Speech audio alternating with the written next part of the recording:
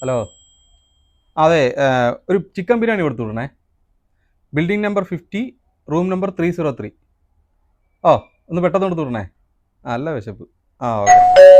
അളിയ നീ ആയിരുന്നു? നീ എന്തിനാ ഒരു മുന്നറിയിപ്പില്ലാതെ? മുന്നറിയിപ്പ് അതിന് വന്നാലേ കഴിഞ്ഞ തവണത്തെ കൂടെ നീ മുങ്ങിയാലോ? അങ്ങനെ പറയല്ലേ അളിയ, അന്ന് ഞാൻ അത്യാവശ്യത്തിന് പോയതല്ലേ.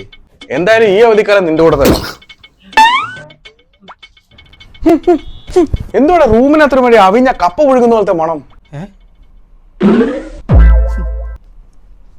അളിയൻ വാ ഇരി. ഓ വേണ്ട, റിസ്ക് എടുക്കുന്നില്ല, ഞാൻ ഇവിടെ ഇരുന്നോളാം. അളിയ നല്ല വിശപ്പ്, നീ എന്തായാലും ഫുഡ് ഓർഡർ ചെയ്യ്. ആ, അതൊക്കെ വാങ്ങാം. അതിനു മുന്നേ നീ ഫ്രിഡ്ജിൽ നിന്ന് തണുത്ത സാധനം ഇങ്ങോട്ട് എടുത്തേ. ഫ്രിഡ്ജിലെ തണുത്ത 2 തക്കാളി ഇരിപ്പുണ്ട്, അത് മതിയാ. അതെന്താ ഇപ്പൊ നീ സാധനം ഒന്നും വാങ്ങാറില്ലേ? എനിക്ക് ആവശ്യമുള്ള സാധനമൊക്കെ ഞാൻ വാങ്ങാറുണ്ട്. ആരോ വന്നല്ലേ നോക്കിയേ. ആ ആ ആ. ആഹാ, ഫുഡായിരുന്നാ?